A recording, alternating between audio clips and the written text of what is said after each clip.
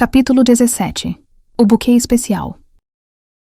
A sensação de serem sugados entre as páginas do livro cessou com a mesma brusquidão com que começara. Por um instante, Ben sentiu apenas a vertigem da transição, o mundo girando. Quando a realidade finalmente assentou ao seu redor, foi o olfato o primeiro a ser atingido. Um cheiro forte, uma mistura agridoce e quase enjoativa de frutas fermentadas, terra molhada e algo que lembrava desespero pairava no ar.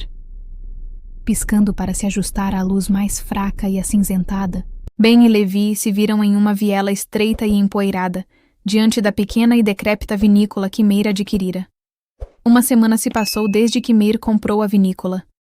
Ele, Abigail, sua esposa de rosto marcado pela preocupação, mas ainda assim esperançosa, e de mãos fortes e calejadas pelo trabalho árduo, e seus 3 filhos, pequenos brotos de gente, ansiosos por ajudar e fazer parte daquele sonho, entregaram-se à tarefa da produção do primeiro lote de vinho com a alegria palpável de quem finalmente vislumbra um futuro mais farto e seguro.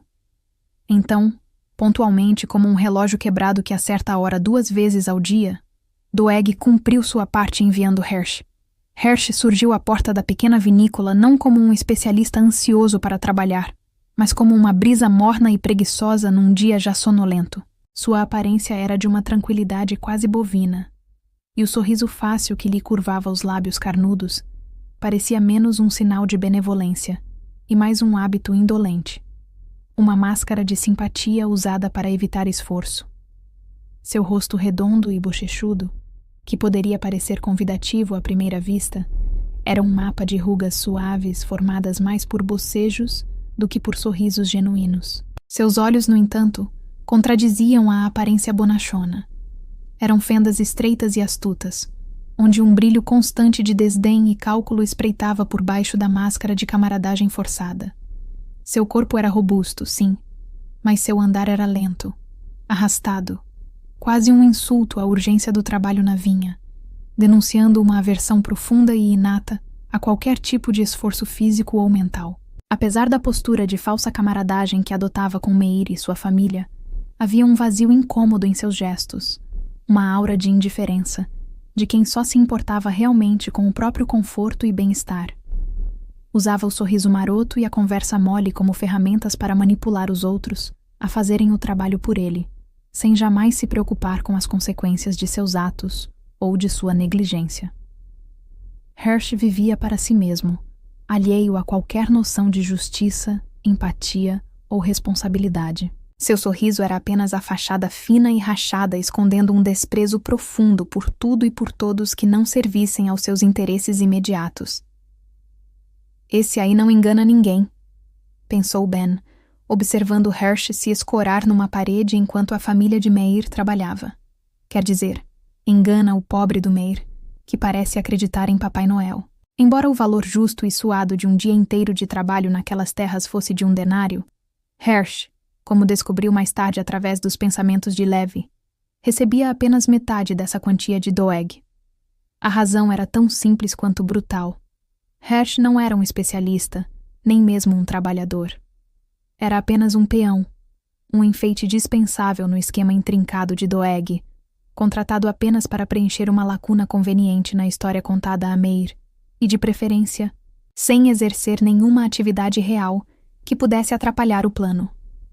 Sua completa inutilidade era, ironicamente, sua maior virtude aos olhos de Doeg, encaixando-se com perfeição nos planos tortuosos do vigarista. Formavam uma sociedade tácita e perfeita. Hersh fingia trabalhar, e Doeg fingia pagar um salário justo por um serviço inexistente. Ambos se beneficiavam daquela farsa mútua, cada um à sua maneira preguiçosa e desonesta, sem a menor intenção de romper com aquele jogo confortável de enganos e aparências. Com um sorriso ainda mais amplo e falso, Hersh se apresentou a Meir como o tão aguardado especialista na arte da produção de vinho, enviado pessoalmente pelo generoso Doeg.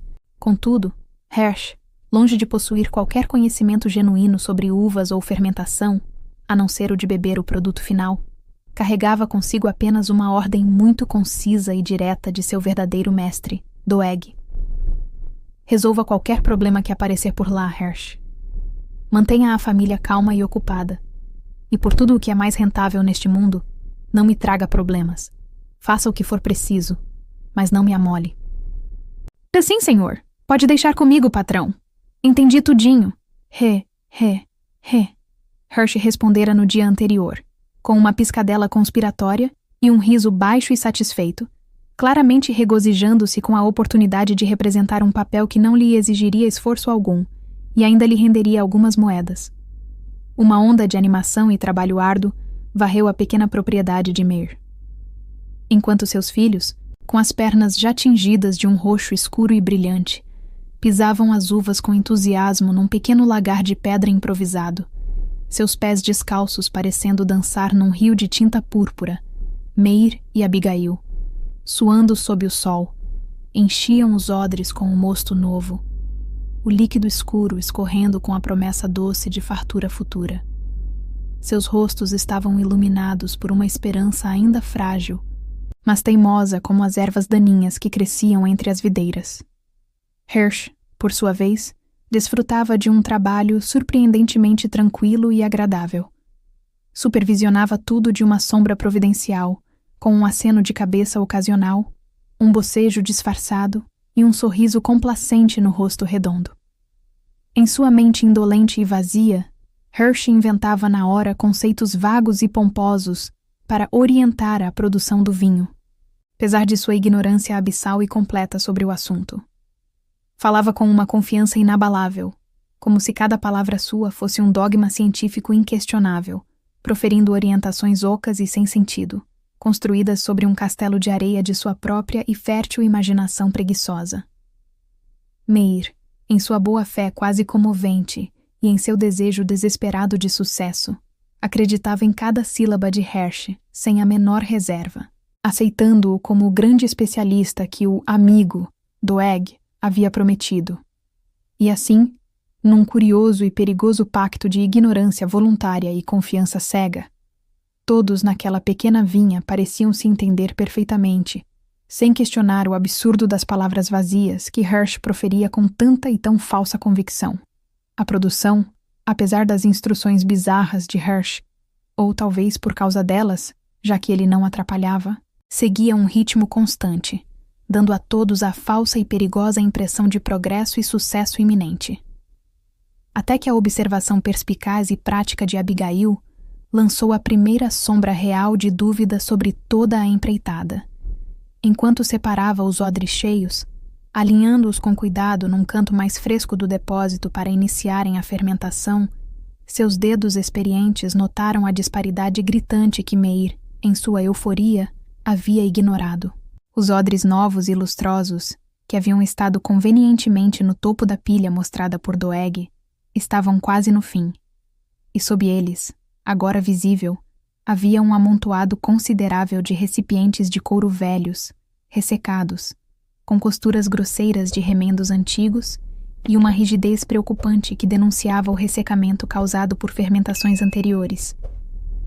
Uma pontada de preocupação imediata a invadiu, e ela chamou o especialista, com um tom de urgência contida na voz. Hersh, Abigail o chamou, a voz clara e firme, cortando o barulho do trabalho. No mesmo instante, Ben, que observava tudo com um interesse quase mórbido, como quem assiste a um desastre em câmera lenta, arregalou os olhos e sussurrou para Levi, um sorriso travesso surgindo em seus lábios. Xi, a casa caiu. Ou melhor, o odre vai estourar. A mulher descobriu os remendos. Levi, que também observava Hersh com um olhar divertido, desgrudou os olhos do servo preguiçoso por um instante e deixou escapar uma risada baixa e abafada, os ombros tremendo levemente. Se a minha Ruth me chamasse com esse tom de voz... Começou Levi, os olhos semicerrados numa expressão cômica, claramente imaginando a cena em sua própria casa. Ah, meu amigo Ben, ela nem precisaria esperar por mim, porque eu certamente não conseguiria dar um passo. Acho que ela teria que me arrastar dali, pois minhas pernas simplesmente se recusariam a responder, paralisadas só de imaginar o que eu poderia ter aprontado para merecer um chamado desse. A imagem mental foi demais para os dois viajantes invisíveis, e uma gargalhada silenciosa o sacudiu por dentro. Ben levou a mão à boca num gesto automático para abafar o som inexistente, enquanto Levi teve que se apoiar numa viga empoeirada, curvado por um riso que permanecia inaudível para os personagens daquela parábola viva. Hersh, no pátio, fez de conta que não ouviu o primeiro chamado. Estava ocupado demais. Descansando na sombra. Hersh! Abigail chamou uma segunda vez, a voz agora mais alta, ecoando pelo pequeno espaço, carregada de uma impaciência crescente. Nós usamos os odres novos que estavam por cima, mas eles acabaram. Olhe aqui. A maioria destes que estavam por baixo são velhos. Já foram usados, estão remendados. Não podemos usar isso. Não tem problema algum, boa senhora. Nenhum, respondeu Hersh prontamente, virando-se com um aceno displicente e o sorriso fácil de quem pensa ter todas as respostas do mundo, finalmente encontrando um propósito para a misteriosa e única ordem que recebera de Doeg. Resolva os problemas. Mantenha-os longe de mim. Se ela estava preocupada com odres velhos, a solução era simples: dizer que não havia problema. Como não tem problema, retrucou Abigail, a testa franzida numa carranca de preocupação genuína, a voz subindo uma oitava. Não se põe vinho novo em odre velho. Eu aprendi isso ainda criança, ajudando meu pai na colheita. O odre racha, o vinho se perde. Ah, mas não é bem assim que a banda toca hoje em dia, senhora. Os tempos mudaram. Hersh rebateu com uma convicção surpreendente para quem estava inventando tudo na hora, como se recitasse um conhecimento profundo e universal.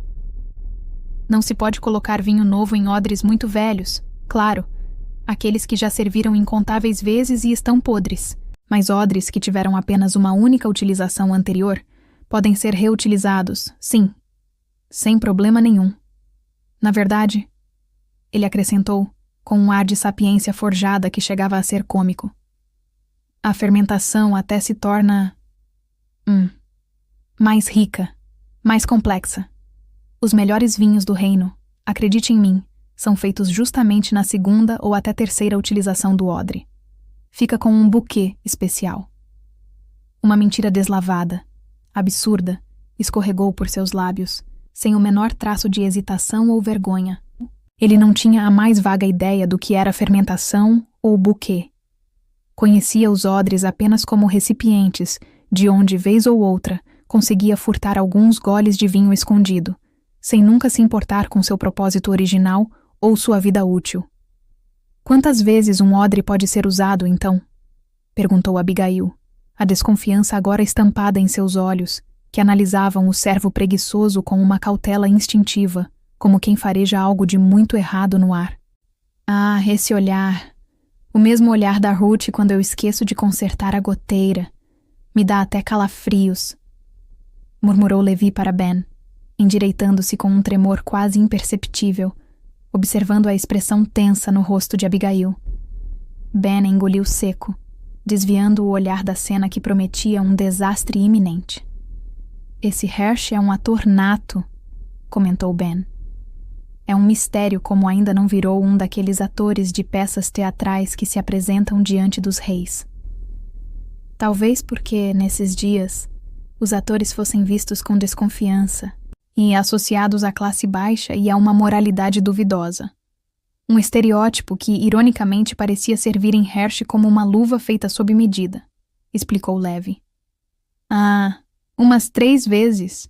Tranquilo, improvisou Hersh, fixando os olhos pequenos e astutos nos de Abigail, sustentando a farsa com uma audácia despreocupada, sem sequer vislumbrar ou se importar com as consequências desastrosas de suas palavras levianas. Abigail olhou para o marido, Meir, buscando apoio, um sinal de concordância com sua preocupação.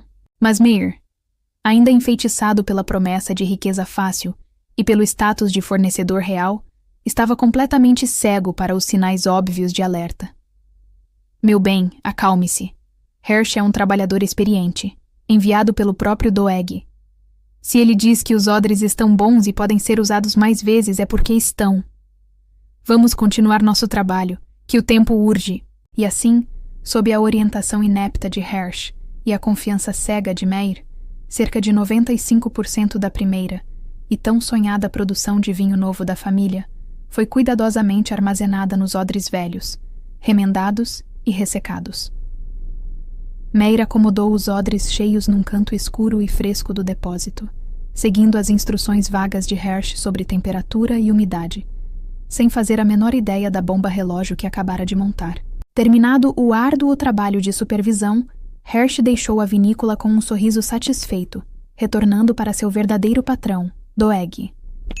Enquanto isso, a pobre família de Meir, exausta mas feliz, já começava a planejar a segunda produção, completamente alheia ao destino cruel que os aguardava logo ali na frente.